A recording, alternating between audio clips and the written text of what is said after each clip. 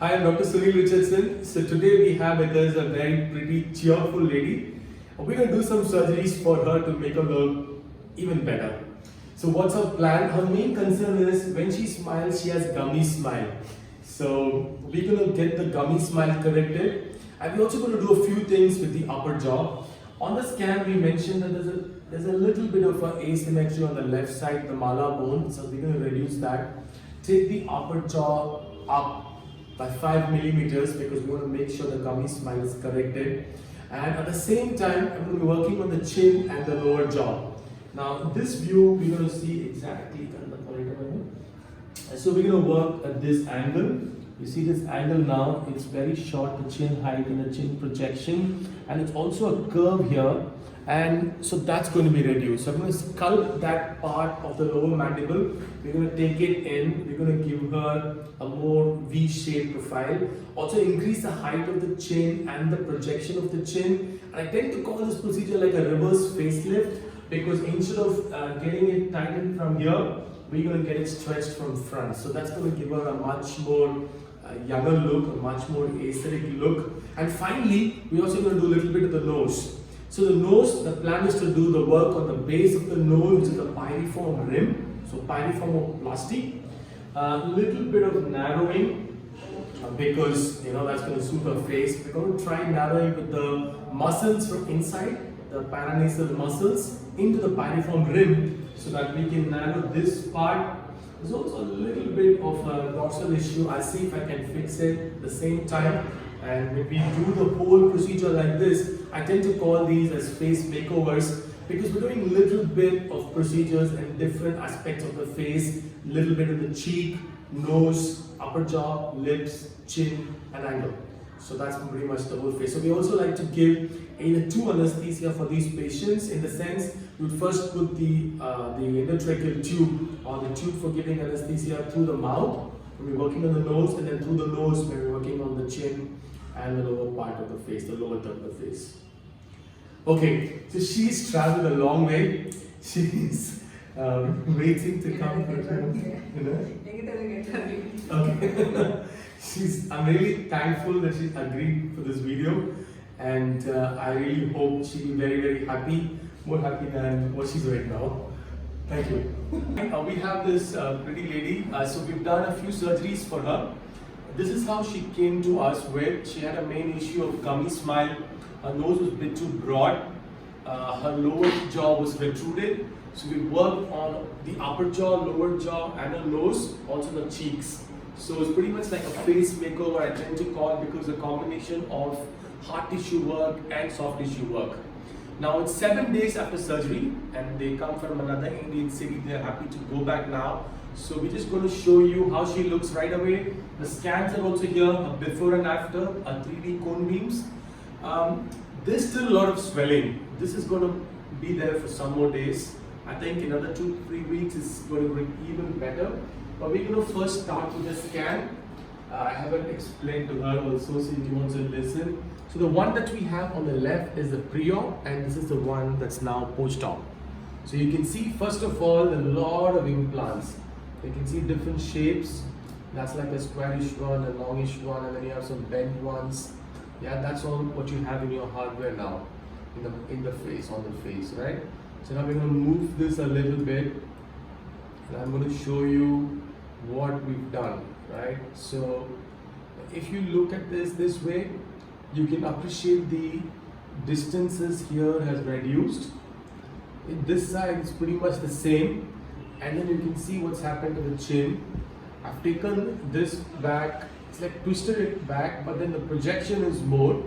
Also there's a vertical gap. So you will see that we've done a vertical and a horizontal augmentation genioplasty. So this height we've not augmented much, but we've given a lot more projection. The reason why it's here a little bit like moth-eaten is because I've done some contouring there. So once it heals up, so we're going to have a chin that suits her much better. So obviously we can't see the buccal pad fat removal because that's a soft tissue work here. But we can also look at the nose. So I'm going to show another view to emphasize the effect on the nose. So let's go to the sagittal now. Yes, you can see on this very clearly, the first picture itself. So this is the nasal bones. That's the nasal bone. And then you see this in between. All there's some small particles. This is the augmentation that I've done. And also you can see the height of the skin now. This is the height. It's increased everywhere. So we've done like what is called a semi-augmentation by narrowing the bone with osteotomy. And I'm going to show you on her nose. So you can see a small puncture mark. That's a puncture mark I use for narrowing the bridge. And then you can see fine line of stitches there that just come off. So that's for the alar base correction. You can have a look at her nose here. So we've got the stitches at this side, on both the sides. I've got a 2 puncture mark there, and then all inside, everywhere. So this part of her was too broad, so we narrowed it by cracking the bone and taking it inside. Also at the same time, we did a septoplasty because we could harvest the septum with the maxilla downwards fracture. With that done, I used that part of septum to augment here, and then we did some work on the muscles on the base of the nose from under the upper jaw. So that makes the entire work of the nose. That's a scan that shows you that, and that's her now. This is just 7 days. Mind you, there's a lot of healing that's going to take place, so it's really going to shrink. She's going to have a fabulous nose. The nose is going to be perfect. Right? I'm going to also show you some other views as we slide along. So you can continuously see the amount of onlay material there. Another thing is, you know, we've tried to give her a nose that is more feminine with a suppurative break without these ridges there. One smooth line and up. And so, okay, I'm going to show you more. You can still see some small particles all over. Okay, and that's like kind of the shape that she's going to get eventually. Okay, I'm probably looking for a view where you can appreciate the fractures. Okay, yeah. Alright, so that's with the nose. So we did the nose the last. So in her case, I didn't give an anesthesia. We didn't give anesthesia to myeloid approach, but we used the oral and then switched on to the nasal. So there was a lot of work on the chin till the angle, and there was work on the upper jaw because she had gummy smile. We had to take it up, rotate it from the front, and then the nasal work along with the buccal fat pack removal. So this is like a combination of hard tissue, soft tissue work. These are major facial reconstructive type surgeries, and these basically change the framework of your face. And since it involves both hard and soft tissue, I tend to call them face makeover. But it's really a combination of jaw surgeries, jaw sculpting, and nose job. All right. Now, you're having any pain now? No, okay. So, though she's not having any pain now, she did have some issues in the first day or two because these are major surgeries, and there is an initial phase of recovery.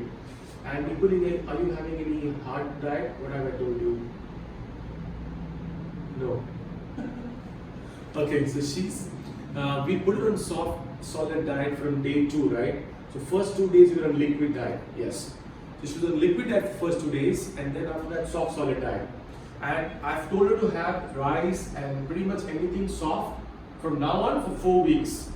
So till 4 weeks, I don't want her to have anything really hard or chewy. That's because we've done work on both the jaws. So that's just a prevention precaution method. What are the important messages, other things I've told you?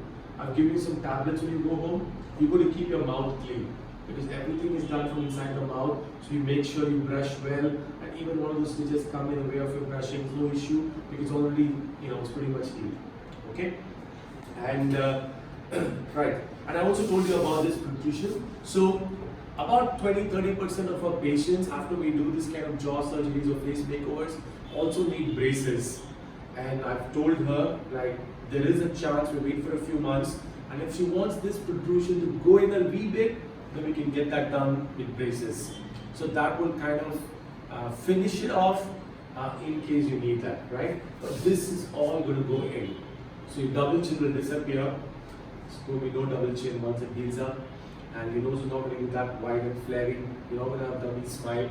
But if you still think you wanted to go in, so we always have the option of braces to get that few millimeter adjustments.